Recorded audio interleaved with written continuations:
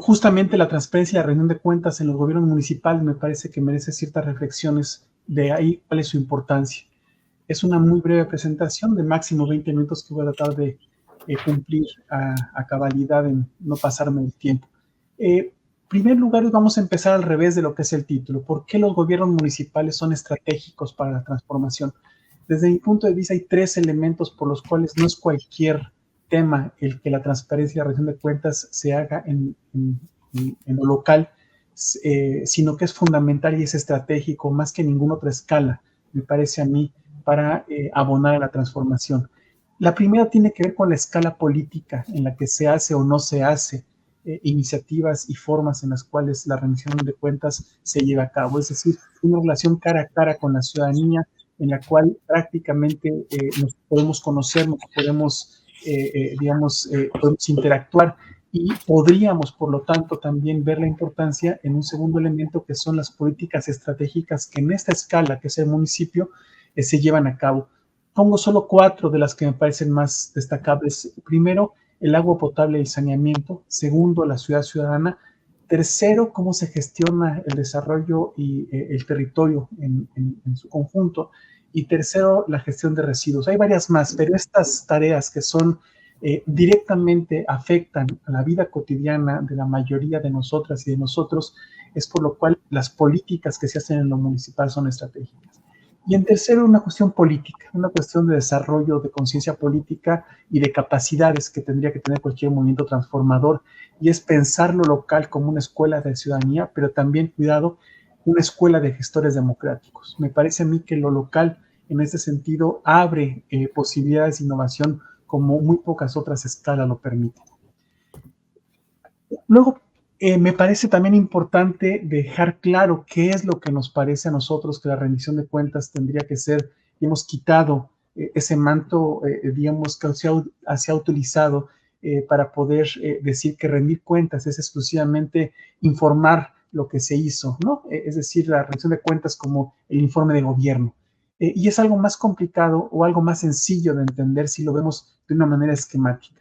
Rendir cuentas realmente no solamente es explicar lo que se ha hecho, sino además es el que haya consecuencias de esa explicación de lo que se ha hecho. Rendir cuentas finalmente tiene una lógica en la cual buscamos mantener democrático el ejercicio del poder. Es decir, un poder que se constituyó democráticamente, necesitamos tener mecanismos eficaces, mecanismos eficientes para mantener democrático este poder. Y en este pequeño gráfico lo que estamos viendo es un ciclo que se repite, se puede repetir anualmente, se puede repetir trienal o cuatrienalmente, dependiendo del gobierno al que estemos hablando municipal, pero empezamos con un punto en el cual el gobernante define y publica lo que piensa hacer, es decir, traduce lo que fue su propuesta de campaña con la cual ganó las elecciones y mantiene entonces ese tipo de iniciativas en la traducción de un plan y un presupuesto. Cuando se lleva a cabo de cierta forma como un resultado esperado frente a un resultado alcanzado, lo que hace ese gobernante, esa gobernante, es explicar la diferencia entre lo que yo dije que iba a hacer y lo que yo efectivamente pude o quise o logré hacer.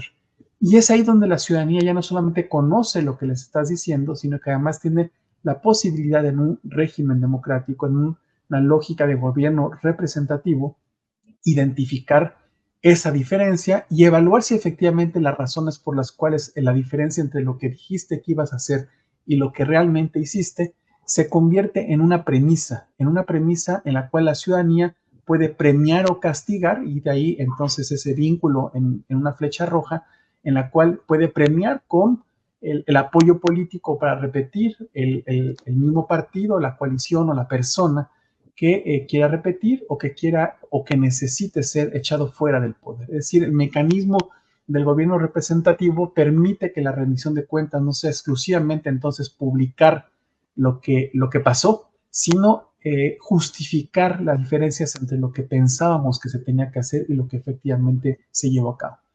Y segunda idea, un poco también esquemática, pero que nos parece importante entender los cómo de esta rendición de cuentas en el gobierno municipal, tiene que ver con la transparencia y la rendición de cuentas, pero también con la lógica en la cual esto se lleva a cabo. Y vamos a terminar con 2 ejemplos que nos parecen muy ilustrativos para vernos como en ese espejo de otras experiencias justamente fuera de México. Sería un atrevimiento de mi parte comentarles a ustedes que son ediles, ¿no? Que están llevando a cabo esa ardua tarea, o al público que nos está escuchando, sino más bien lo que quiero es poner como ejemplos de referencia para que podamos entonces pensar de manera conjunta qué de estos esquemas puede servir.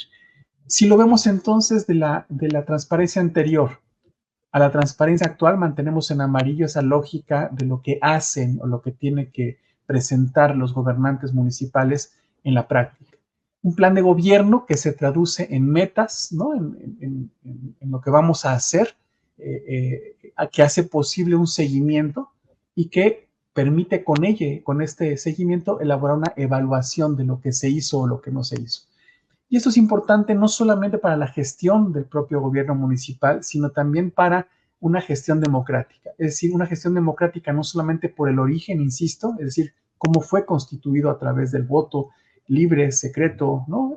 Etcétera, con las reglas del gobierno representativo, sino que se ajuste democráticamente también como gobierno a este seguimiento en contra de la opacidad, este seguimiento de lo que realmente sucede a través de algo que sea comprensible por parte de la ciudadanía. Entonces, si ustedes ven esa parte superior de lo que sean los pasos lógicos de lo que es el ejercicio de gobierno, van a ver inmediatamente después cuáles serían entonces los pasos lógicos de cómo se va transparentando ese ejercicio del gobierno para mantenerse democrático. Se publica entonces el proyecto, se publican los planes, programas, metas, acciones, se publican avances de lo que se hace a partir de esos planes, programas y metas, y después se da cuenta de la gestión. No solamente se describe lo que se hizo, sino se justifica lo que se hizo de más, lo que se hizo de menos, lo que se hizo diferente y lo que no se hizo, ¿no? Esa lógica de transparencia, digamos, es suficiente. A mí me parece que no. Necesitaríamos también proveer a la ciudadanía de ciertas herramientas en las cuales su participación ya ahí aparece con un color morado, en los cuales la transparencia se va enlazando en esos diferentes pasos con ciertas formas en las cuales la rendición de cuentas va a poder llevarse a cabo, es decir, el control democrático de ese poder. La publicidad del proyecto que se va a traducir en metas tendría que contar con un diálogo de ese plan, es decir, de qué manera lo que es mi proyecto de gobierno se traduciría en esas metas, tendría que dialogarse con un plan. De qué manera esas metas se elaboran en un plan, efectivamente también podría llevarse a cabo a partir de la participación, no solamente explicando o dejando en espacios públicos lo que pienso que se va a hacer o comentándole lo que se va a hacer, sino que la propia ciudadanía que va a ser afectada por esos planes, por esas metas, efectivamente pueda participar, ¿no? Si los planes de gobierno, los planes de desarrollo real y efectivamente dialogados con la ciudadanía. Cuando nosotros damos el seguimiento, necesitamos entonces que esos planes y esas metas sean traducidos en indicadores. Es decir, el plan en el área, por ejemplo, de seguridad se traduce en desarrollo de la policía de proximidad. Perfecto.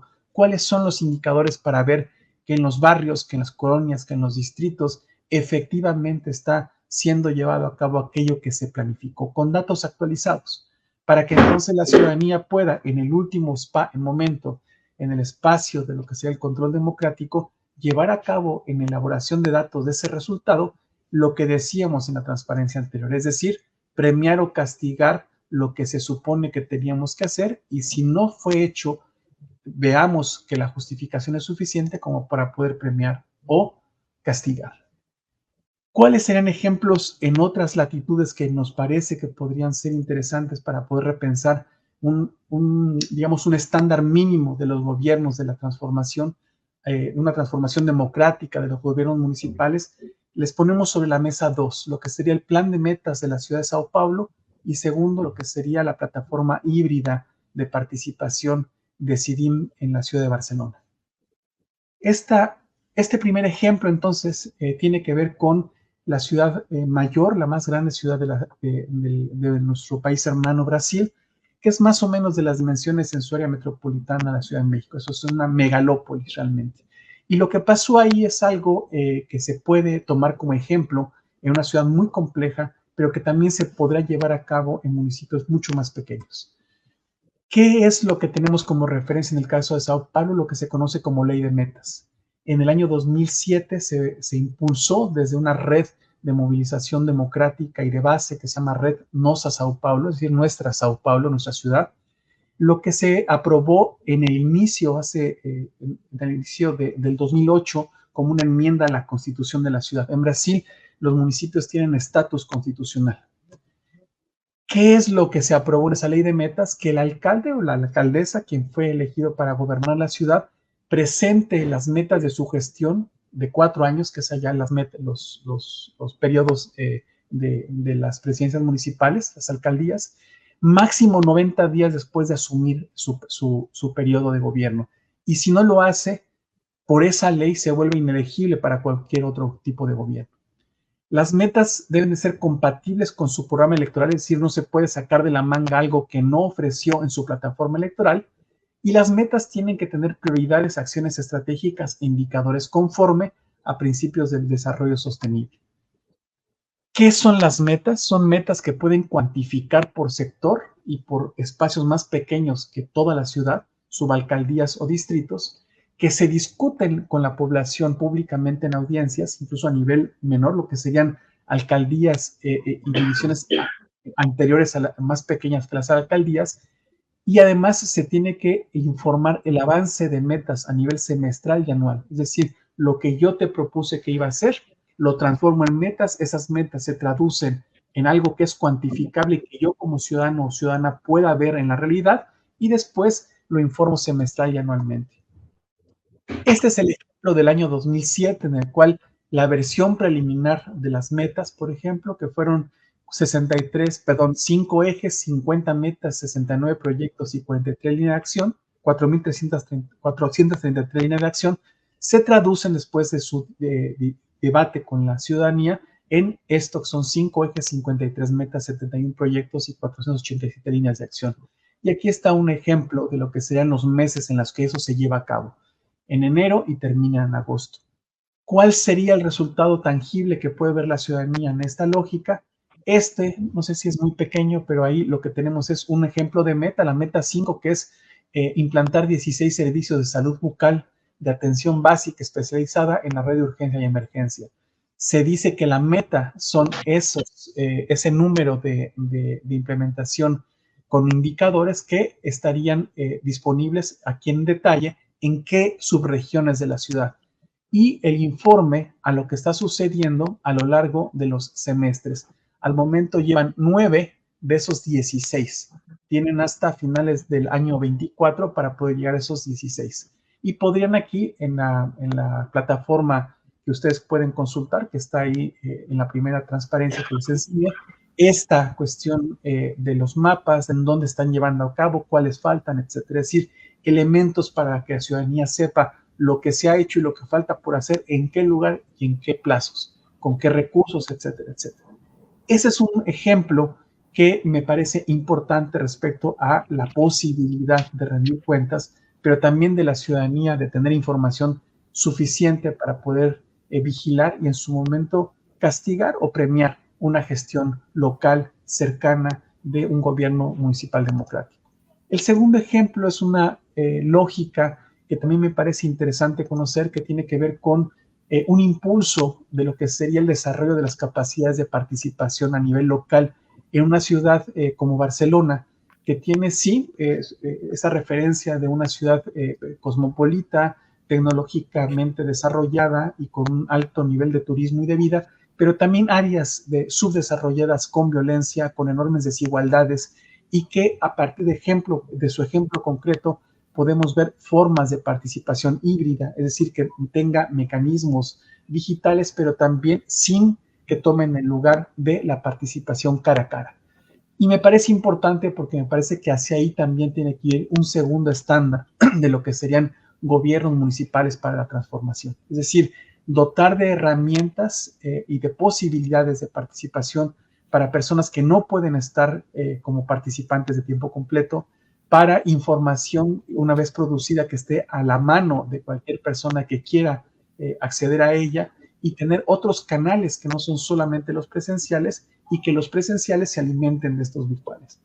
Esos antecedentes tienen que ver con lo que es el gobierno del gobierno del partido político Barcelona en Común, y la herramienta Decidim Barcelona, que en otras ciudades, incluso en la Ciudad de México, en su versión plaza pública, es que se utiliza esta misma plataforma, tiene la posibilidad de hacer iniciativas, procesos, órganos y consultas, es decir, lógicas en las cuales la ciudadanía haga, por ejemplo, consultas, ¿no?, sobre un tema determinado, procesos como, por ejemplo, el presupuesto participativo, iniciativas, por ejemplo, de ley o reglamentos ciudadanos, y órganos que serían los consejos y comités, ¿no? Es decir, esas son las 4 grandes formas en las cuales la participación se puede hacer de manera híbrida con este tipo de herramienta.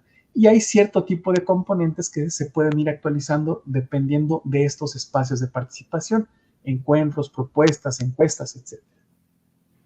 Rápidamente, si lo vemos de arriba abajo, con el gobierno arriba y la ciudadanía abajo, pues tenemos formas que son más, digamos, utilizadas por el gobierno, como los procesos y los órganos, pero también iniciativas que pueden ir desde la ciudadanía hacia el gobierno, que tiene que ver con las consultas, que tiene que ver con las propuestas, con las formas en las cuales los encuentros presenciales no solamente puedan ser utilizados y, digamos, fortalecidos por quienes tienen el tiempo y la forma de estar en esos encuentros presenciales, sino también quienes no estuvieron ahí pueden enterarse en tiempo real y tener una referencia para cuando puedan estar presencialmente en los procesos vía esta plataforma virtual.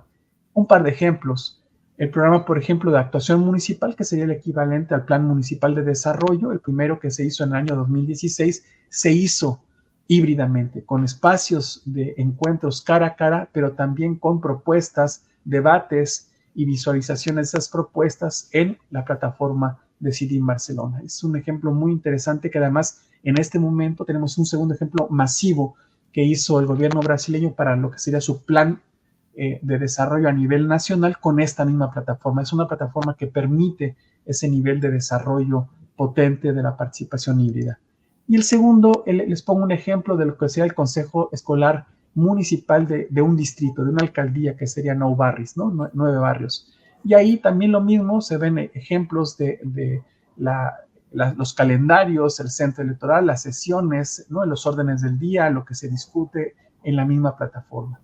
Me quedan 2 minutos para pasarles las últimas 2 transparencias y que son 6 muy breves reflexiones que quiero compartir con ustedes. Primero, me parece que la participación institucionalizada es necesaria para llevar a cabo justamente, no como discurso, sino como práctica, con consecuencias, la transparencia y la rendición de cuentas. Es decir, involucrar diferentes puntos de vista de la ciudadanía en esa participación, el control democrático de gobernantes y servidores públicos y la colaboración entre gobernantes y gobernados. Me parece, en segundo lugar, que la coexistencia con otras formas de participación es necesaria. Es decir, la participación institucionalizada no debe tomar el lugar de toda la participación, sino tiene que formar parte de lo que necesite justamente la participación desde abajo y también el control democrático de los gobiernos municipales democráticamente electos, mantenerlos democráticos.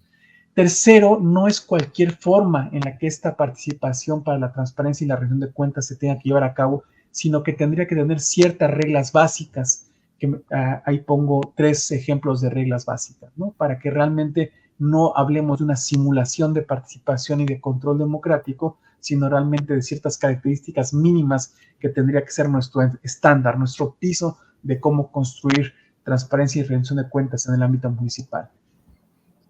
Me parece que tiene que ser una política de Estado, es decir, necesitamos identificar compromisos, reformas legales e implementaciones institucionales para que no dependa de si mi compañera de Morena del norte, del sur o del este o del oeste lo quiere o no hacer, sino que sea institucionalizado de tal manera que haya ese estándar, como digo, de impulso a la participación con consecuencias. Me parece que tiene que haber mecanismos articulados al gobierno representativo, no es en lugar del gobierno representativo, sino junto al gobierno o con el gobierno representativo, lo que tiene que haber en el caso de lo que sería el trabajo de la participación para el control democrático. Y finalmente, 3 principios que encontramos en estos ejemplos que puse sobre la mesa, que son formas de participación abiertas y transparentes, son trazables, es decir, necesitamos ver lo que se ha hecho y que nuestra energía en la participación se traduce o no en cierto tipo de formas de control democrático y de participación que da al gobierno democrático elementos para su mejora y como parte de una construcción colectiva.